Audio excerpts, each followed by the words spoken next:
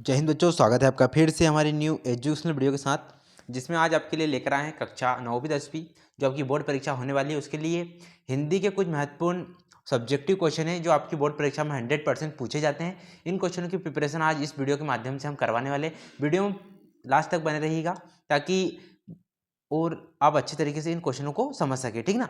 और चैनल पे नया, चैनल को सब्सक्राइब कर लीजिए, बेल आइकन कॉल पे सेट कर लीजिए ताकि आने वाली इंपॉर्टेंट वीडियो आपसे मिस ना हो। चलते हैं हमारे क्वेश्चनों की ओर। सबसे पहले जो क्वेश्चन हमारा आने वाला है वो कहानी और उपन्यास में अंतर बताना है आपको। तो कहानी उपन्यास में 100% पेपर बोर्ड परीक्षाओं में क्वेश्चन पूछे जाते हैं और हर परीक्षाओं में क्वेश्चन पूछे जाते हैं जो आपकी अर्धवार्षिक प्री बोर्ड परीक्षाओं के लिए बहुत ज़्यादा महत्वपूर्ण है, ठीक ना। तो कहानी में अंतर देख लेते हैं। आप चाहे तो इसका स्क्रीनशॉट ले सकते हैं या तो फिर आप यहाँ से पढ़ सकते हैं, ठीक ना। तो कहानी जो होती है वो एक छोटी कहानी छोटी होती है और उपन्यास बहुत ज़्यादा बड़ा होता है, ठीक ना। एक अंतर ही हो जाएगा।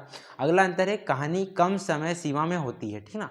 अगला है कहानी कम समय सीमा में होती है और उपन्यास है ना विस्तृत होता है। कहानी की एक लिमिट होती है, उपन्यास की कोई लिमिट नहीं, जहाँ तक जाना चाहते हो वहाँ तक आप लिख सकते हो, ठीक ना।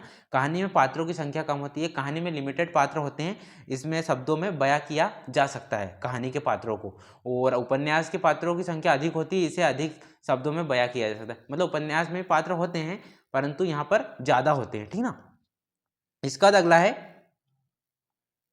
अगला जो है इसमें कहानी में कम संवाद होते हैं, कहानी में कम संवाद होते हैं तथा कुछ ही शब्दों में संवाद किए जाते हैं, ठीक है। उपन्यास में अधिक शब्दों में संवाद किए जाते हैं जिनकी मात्रा भी अधिक होती है, ठीक है ना।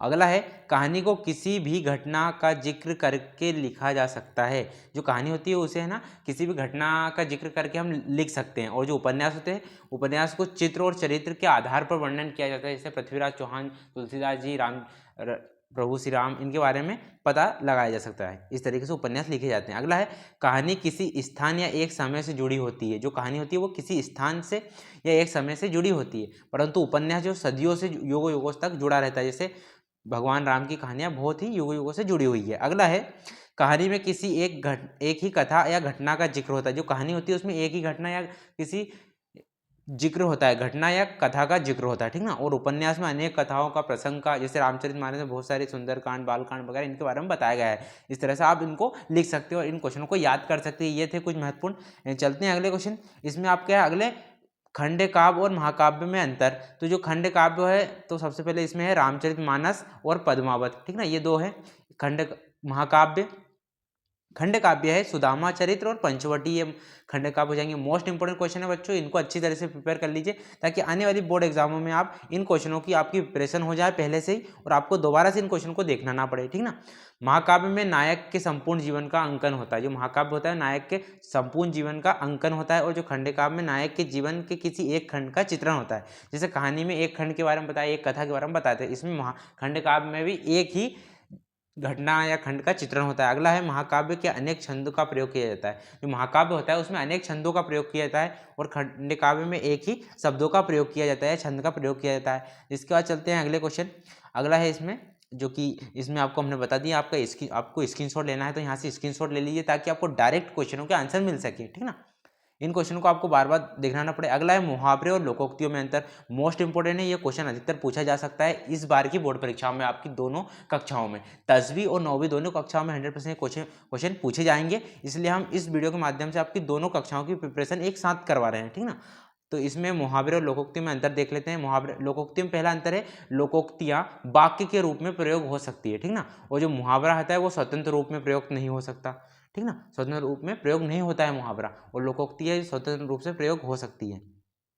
अगला है लोकोक्तियों में उद्देश्य और विधेय होता है। उद्देश्य होता है लोकोक्तियों में, और मुहावरे में कोई उद्देश्य नहीं होता, ना ही विधेय होता है, ठीक ना। इसमें मुहावरे हम किसी भी तरीका से बता सकते हैं और लोकोक्ति के एक उद्देश्य होता है बोलने के लिए, ठीक ना। अगला है लोकोक्तियों का आकार बड़ा होता है। जो लोकोक्तियाँ होती हैं उनका आकार बहुत बड़ा होता है और मुहावरों का आकार बहुत छोटा होता है, जो कि आपकी बोर्ड परीक्षा या क्वेश्चन में अधिकतर पूछे जाते हैं। मुहावरों का अर्थ बताना है, ठीक ना। एंड इसका लोकोक्ति, इसमें और क्वेश्चन है मुहावरे और लोकोक्ति में अंतर बता दें। मुहावरा मूलतः एक वाक्यांश होता है, उसमें स्वतंत्र वाक्य बनाने की क्षमता नहीं होती है मुहावरे में, वह प्रयुक्त वाक्य का ही अंग बन जाता है। जैसा कि हमने आपको पहले बताया कि मुहावरे हैं ना, उसमें कोई स्वतंत्र वाक्य बोलने की क्षमता नहीं होती, ना ही वो अपने आप से कुछ बताएगा। और लोकोक्तियों पर एक आधार होता है जो सत्य पर या स्वतंत्र रूप से बताया जा सकता है लोकोक्तियों को। अगला है मुहावरे में काल, वचन और पुरुष के अनुरूप परिवर्तन हो जाता है। मुहावरे होते हैं उसमें काल, वचन या पुरुष के माध्यम से हम इसमें परिवर्तन कर सकते हैं, पर जो लोकोक्तियाँ होती है वो स्वरूप परिवर्तन नहीं कर सकती, अपरिवर्तित होती है वो, ठीक ना।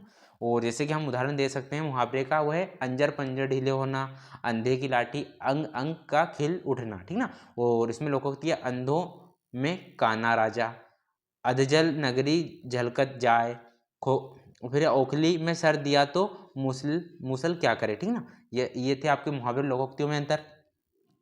चलते हैं अगला है खंडकाव्य महाकाव्य। जो खंडकाव्य महाकाव्य में कुछ महत्वपूर्ण हैं अंतर, इनमें हमने मार्जिन करके रखा हुआ है। देखिए यहाँ पे पीले कलर से कुछ मार्जिन आपको दिख रहा होगा। इन क्वेश्चनों के माध्यम से आप इनको अच्छी तरीके से याद कर सकते हैं। इसमें महाकाव्य का कथानकन दीर्घ होता है और खंडकाव्य का लघु होता है। अगला है महाकाव्य में नायक के संपूर्ण जीवन का या लंबे भाग का चित्रण होता है। जो खंडकाव्य में होता है उसमें खंडकाव्य में खंड जीवन या अर्थात जीवन के एक भाग, पक्ष या घटना के बारे में बताया जाता है खंडकाव्य में, ठीक ना। अगला है महाकाव्य में नायक के लिए होता है और ये नायिका के लिए होता है, ठीक ना। इसका अगला क्वेश्चन नाटक और एकांकी में अंतर। आपके नाटक और एकांकी में अंतर आ जाते हैं, तो इनको अच्छी तरह से प्रिपेयर कर लीजिए ताकि आने वाली बोर्ड परीक्षा में आपको दोबारा से इन क्वेश्चनों की प्रिपरेशन ना करना पड़े, ठीक ना। तो नाटक में 1 अंक होता है और एकांकी में 1 अंक होता है, ये नहीं होता है, ठीक ना। नाटक में अनेक अंक होते हैं, नाटक में अनेक अंक होते हैं और एकांकी में 1 अंक होता है। एकांकी मतलब 1 अंक की एकांकी कहते हैं और नाटक में अनेक अंक होते हैं। जैसे नाटक में बहुत सारे पात्र होते हैं, किसी प्रकार का नाटक बनाया जा सकता है, ठीक ना। नाटक में पात्रों की संख्या अधिक होती है, देखो नाटक में पात्रों की संख्या अधिक होती है और एकांकी में पात्रों की संख्या कम होती है। उसमें लिमिटेड पात्र रहते हैं एकांकी में, और नाटक में बहुत ज़्यादा पात्रों की संख्या होती है, हम अपने अनुसार बढ़ा या घटा सकते हैं। नाटक में कथा वस्तु के विकास प्रक्रिया की गति धीमी होती है और एकांकी में कथानक प्रारंभ से ही अपने लक्ष्य की ओर गति करने लगती है। मतलब कि जो नाटक होता है उसमें जो मेन उद्देश्य है उसको नया बताते हुए पहले इधर उधर की बातें करते हैं, ठीक ना। और इसमें एकांकी है वो डायरेक्ट अपने लक्ष्य की ओर चलती है। अगला क्वेश्चन है नाटक में किसी व्यक्ति के संपूर्ण जीवन का वर्णन किया जाता है। मतलब नाटक के माध्यम से हम किसी व्यक्ति का संपूर्ण जीवन का वर्णन किया जा सकता है, जैसे प्रभु श्री राम के बारे में टीवीओं में या आपके टेलीविजन में बताया जाता है। और एकांकी में व्यक्ति की किसी एक घटना का वर्णन मिलता है। एकांकी ऐसी होती है जैसे कोई व्यक्ति उसकी एक घटना का वर्णन मिल जाता है, ठीक ना।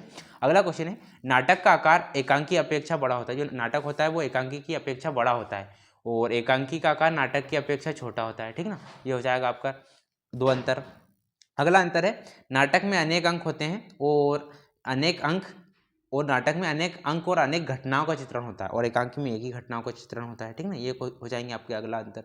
इसके बाद आपके अगले क्वेश्चन है नाटक एकांकी। इसमें हमने कुछ मार्जिन कर रखा है जहाँ से आप इसको और अच्छी तरीके से इन क्वेश्चनों को अच्छे से याद कर लीजिए। तो इसमें क्या है, पहला नाटक का कथानक दीर्घ होता है और एकांकी का लघु होता है, ठीक ना। जैसे हमने आपको पहले बताया था महाकाव्य खंडकाव्य में उसी तरीका से है, ठीक है। इसके स्क्रीनशॉट ले लीजिए आप, या तो आप हमारे पीडीएफ से डाउनलोड कर लीजिए, ठीक ना। और अगला है आपका कहानी और उपन्यास में अंतर। आपको पूरे क्वेश्चनों की प्रिपरेशन हम आज पूरी तरीके से करवा देंगे ताकि आपको आने वाली बोर्ड परीक्षाओं में दोबारा से इन क्वेश्चन को देखना ना पड़े।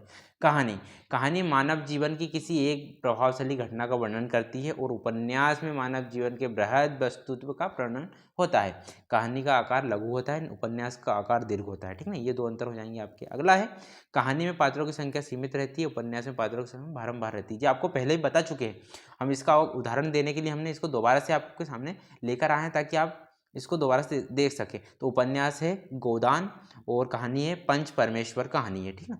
ये क्वेश्चन है आपके। इसके बाद आपका अगला क्वेश्चन है जीवनी और आत्मकथा में अंतर। मोस्ट इंपोर्टेंट क्वेश्चन है बच्चों, इन क्वेश्चनों को आपको अच्छी तरीके से प्रिपेयर कर लेना है क्योंकि आने वाली बोर्ड परीक्षा में आपके लिए इंपॉर्टेंट हो सकते हैं, ठीक ना। इसमें पहला है अंतर, जीवनी किसी दूसरे के द्वारा लिखी जाती है। जो जीवनी होती है किसी दूसरों के द्वारा लिखी जाती है, पर आत्मकथा स्वयं के द्वारा लिखी जाती है। हमारी आत्मकथा हम अपने बारे में स्वयं ही लिख सकते हैं, ठीक ना। अगला है जीवनी किसी महापुरुष की लिखी जाती है, जैसे पृथ्वीराज चौहान, प्रभु रामचंद्र, इनके बारे में ज़्यादातर जीवनी लिखी जाती है। और आत्मकथा किसी भी की लिखी जा सकती है, आपकी लिखी जा सकती है, आत्मकथा सभी लोगों की लिखी जा सकती है, ठीक ना। अगला है जीवनी अनुमानित होती है, और जो जीवनी होती है वो अनुमानित होती है क्योंकि उसमें कोई सच्चाई का पता नहीं रहता है, ठीक ना। और आत्मकथा सत्य होती है क्योंकि आत्मकथा स्वयं के बारे में लिख रहे हैं इसलिए वो सत्य होती है, ठीक ना। अगला है जीवनी वर्णात्मक शैली में लिखी जाती है, और जो आत्मकथा होती है वो कथात्मक शैली में लिखी जाती है क्योंकि कथात्मक पूरी कथा का वर्णन होता है, पूरे जीवन का वर्णन होता है आत्मकथा में, ठीक ना।